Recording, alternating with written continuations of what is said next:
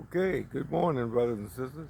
This is your brother Kareem down here in Tuskegee, Alabama, and I'm going to give a short overview of some of the things you need to know about maintaining your garden because you're going to grow your own food.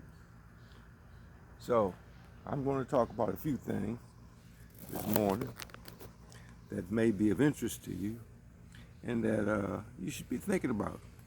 It's going to be quick, so stick with me. I'm going to just run down the list of things, and we might talk a little bit about them, but this is just a short overview to let you know that gardening is not only fun, but there's some work involved too. So, maintenance and sustainability, that's what a garden is. And a garden is much like a solar system, your planets and stars, and it's something like a human body. Yeah, they all rotate and recycle. And if we are to align with nature, see, we maintain these systems naturally. Down here, we call it nature culture. So here's some of the things you got to do. Once you get your garden going, you got to constantly amend and replenish your soil. You got to get into mulching, see, because it's hot and you got to keep that soil moist. You need to be weeding and removing your dead foliage and plants all the time. You got to constantly. There's pest control. You got to look for bugs that's going to be bad for your plants. You got night animals that come in at night and nibble and eat. You see what I'm saying? You got the possum, you see? You got the squirrels and the birds, you know. So you got to neem your plants with neem oil, you know. Keep those bugs down so they don't eat up your food before you get to eat it. Then you got to monitor your plant and the invasiveness that they have, because some plants, man, they run all over the other plant. The vine, or sweet potato vine, or the cucumber vine, or the squash vine, or run all over top of your carrots or your tomatoes or whatever, and pull them down. If you don't monitor them, you got to go and work at it. You are the one in control of this garden, so you have to kind of monitor things like that. You got to get into composting. Composting, man. You can't just have soil. Let me see if I can give you a little compost. Let me see. We got compost. Yeah, back there. Maybe you can see it back there. There's compost pile.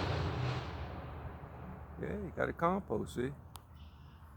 Take all of those clippings, all that food you've been fixing in the kitchen.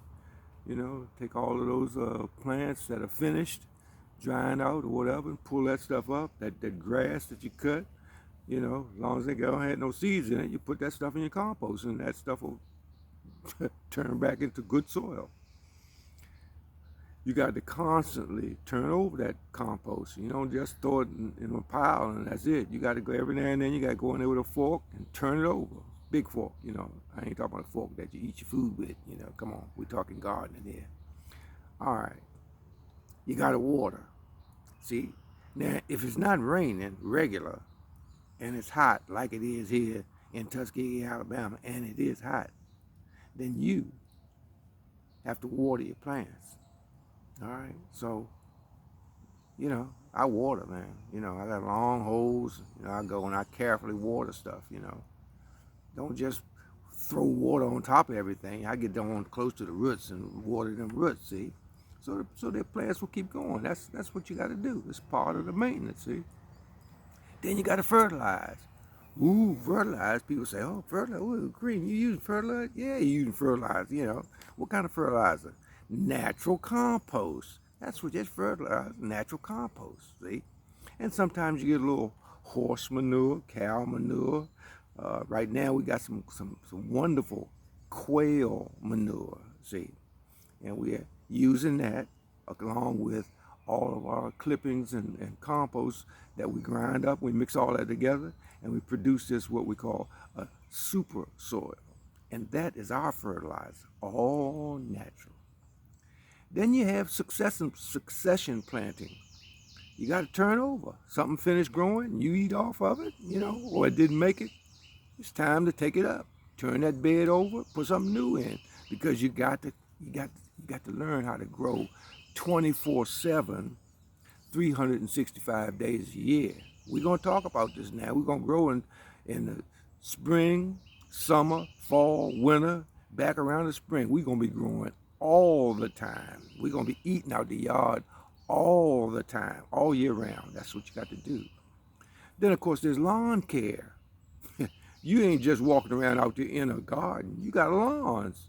We got a big lawn here. You got to do grass cutting. You got to be trimming. You got to be pruning stuff. You got fruit trees that need to be pruned and bushes and, hey, you got to get you some lawnmower. Some people got riding mowers, and they got to do that, So every now and then, my yard is so big. Every now and then, I have to hire a guy does lawn service. He'll come by and he'll knock me off the whole yard, all the way around. So, but I go out there and I cut when I get a chance, Then, there's always grafting and propagating, new seedlings to put in. You got to build like a nursery, you potting stuff up all the time. This is constant. Then there's staking. Stuff grows, it gets big, and wind blowing, or sometimes be leaning over. You got to put a stake in it. Like a stick tied in so it don't lean over and fall on something. Then there's the harvesting. Now, a lot of people know about the Chicken Little thing, Who will help me grow my food? Who will help me harvest my food? Who will help me bake my bread? And then, of course, who will help me eat it? And here come everybody. Everybody want to eat. But see, it's a process. You got to harvest it. You got to process it. When you pull these fresh vegetables up, they got to cool down, And then you get into preparing meals with what you got. You can't just grow the food. You got to prepare meals based on what you got. You look out there in the yard and stuff is growing and ripe, getting ripe. You got to pull it and find a way and a recipe to make a meal out of it. Then there's preserving and storing. Shoot, man, you get stuff that's coming so fast, you got to have a way to put stuff up, put the stuff away so that you don't have to eat the whole garden every day. You don't want to do that. So you have to learn to can, you have to learn to dry fruit, what they call dehydrate, You got to put stuff up. And then you got to share and receive. You got to give stuff away, man. That's what it's about. You give and people give to you. It's always happening, every year we try to grow something, and while we're growing something, here comes somebody pulling up in the yard and they got several extra plants. They give me, hey, here's some this, here's some that, hey, you want some of these? And you likewise, you got extra stuff, you give them stuff, And so you maintain your community by constantly trading, You share. That's what you do. You share. You give. See? And it comes back all the time. That's the cycle, see? So there's saving seeds. When this stuff grows, some of this stuff going to come in the seeds, and you're going to want to harvest the seeds, store them, and then use them next year. Saving seeds. Then there's bees. You got to get you some bees, buddy. Get you some bees. Them bees, them girls go out every morning and they be hitting them flowers and they be pollinating and they be helping, man. I mean, without bees,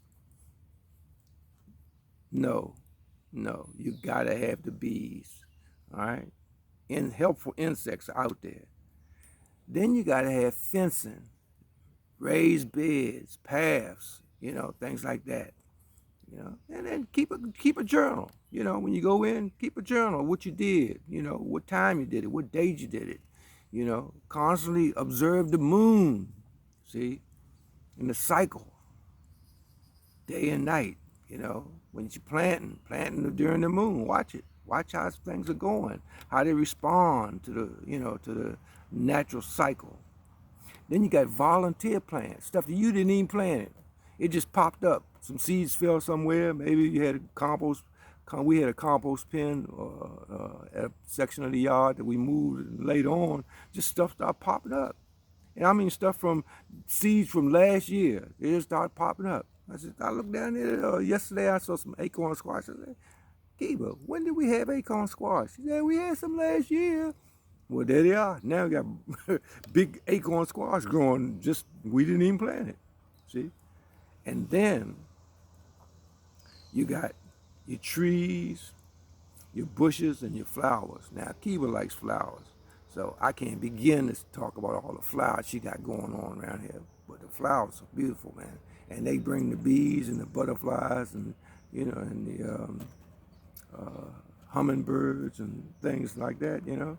And then you have to communicate with nature.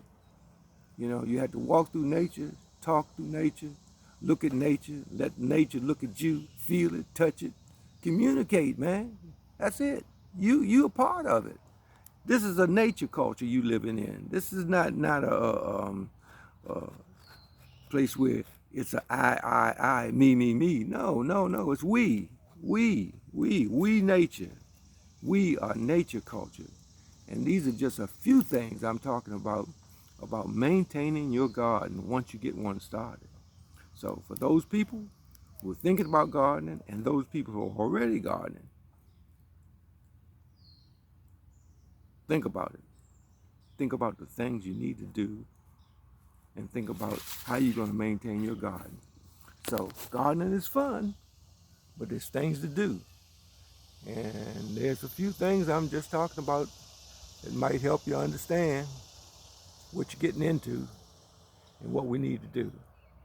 So again, this is your brother Kareem talking to you about maintaining your garden.